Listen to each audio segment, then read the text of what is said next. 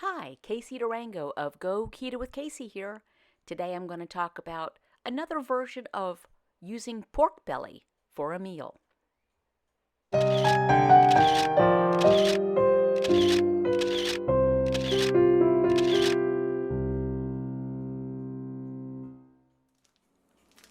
Okay, so this is actually some old footage that I had of cutting up a pork belly. Pork belly is the part of the pig where bacon comes from. So if you imagine your thin or thick sliced bacon that you might enjoy on a regular basis, it comes from the pork belly. We're now looking at the top part of it, the fat, the bottom, the opposite side of this is where the fat is. And my husband is portioning it. We portion it in a few different ways. He's not cooking bacon. We would not cook this up as traditional bacon. And sometimes we'll leave rather large chunks of it and cook it more like a roast, and not a roast, well, kind of like a roast in the oven. You can see what seems familiar, that streak of bacon through it. But right now he's portioning it in a couple of ways. And what we like to do is take this, and I will package this, put it in the food saver, which I highly recommend, a few pieces at a time, and freeze them. Then we will pull them out as we need them.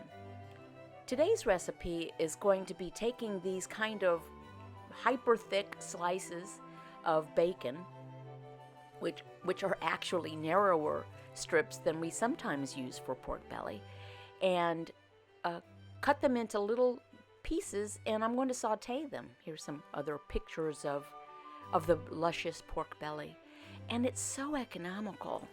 That entire pork belly, I think if I recall the label, was like $28, and we will get many meals of varying types out of one package. So here my husband, that's a serious knife, right? My husband used to be a meat cutter, so we have a collection of decent knives. He's cutting it into little chunks, and again, I will portion these in different ways. Usually those strips, sometimes the strips are thicker, and then my husband will cook them in a way and saute them in bacon fat, actually, so it's pretty luscious. But we like to have these, and there's a meal that my husband likes that he swears tastes like one of his favorite dishes from one of our favorite Asian restaurants. We don't really eat out anymore to speak of. There's my husband. He's getting the knife, making sure everything's good and ready. Now,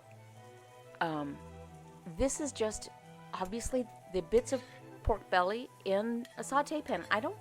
My husband's doing this. I don't think he added any reserved bacon fat to saute this. Just cooking it up.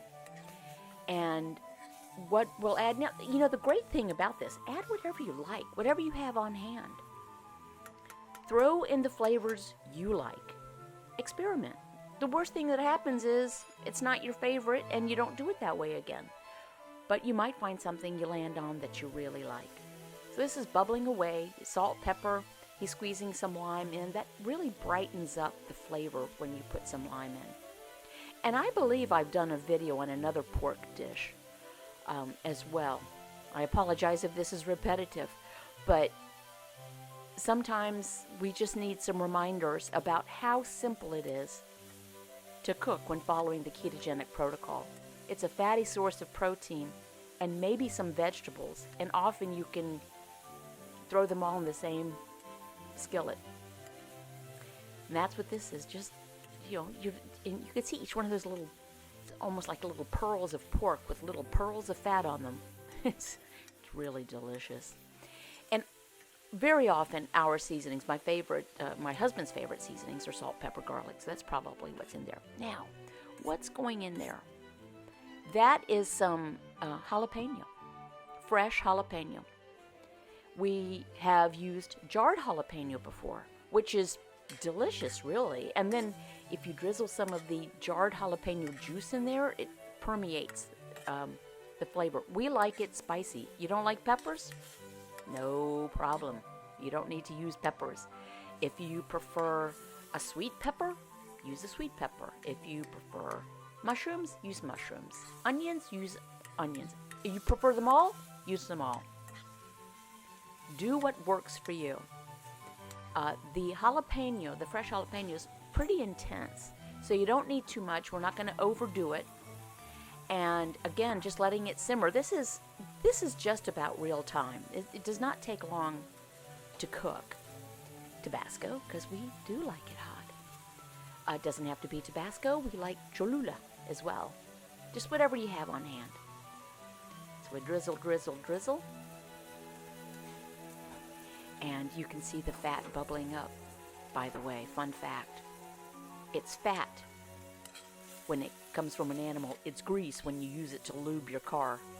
So it's not bacon grease, it's bacon fat. Anyway, that's how I roll when I'm talking about it. So, saute, saute, saute.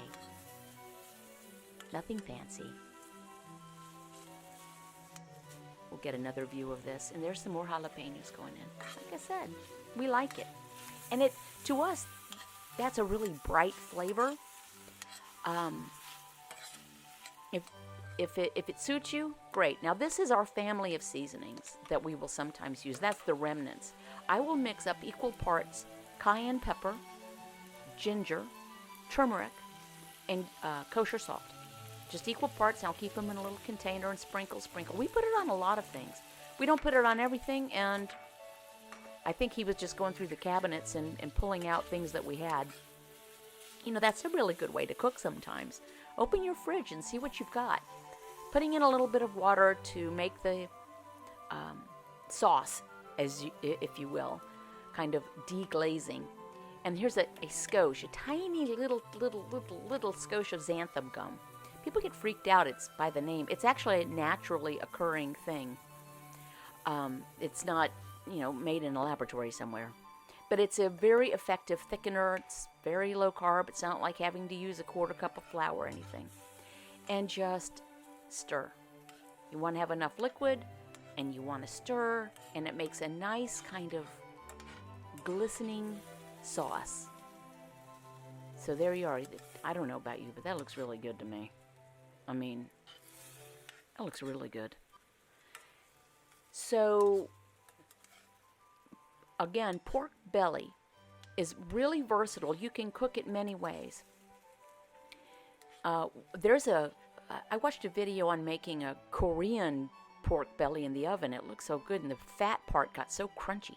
Anyway, here's the finished plate, and I think there was some spiralized zucchini in there that he kind of threw in there to make it a little finished product.